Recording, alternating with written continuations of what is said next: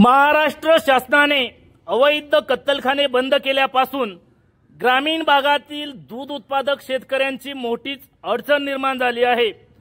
दूध उत्पादनासाठी जर्सी गायींचा सर्रास वापर दुग्ध उत्पादक शेतकऱ्यांमधून केला जात आहे।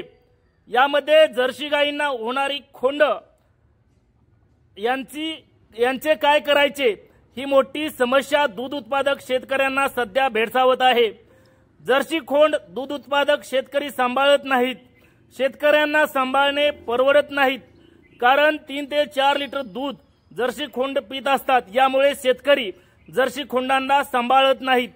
यामुळे अवैध कत्तलखाने बंद झाल्यामुळे जर्सी खोंड विकणे अवघड बनले आहे।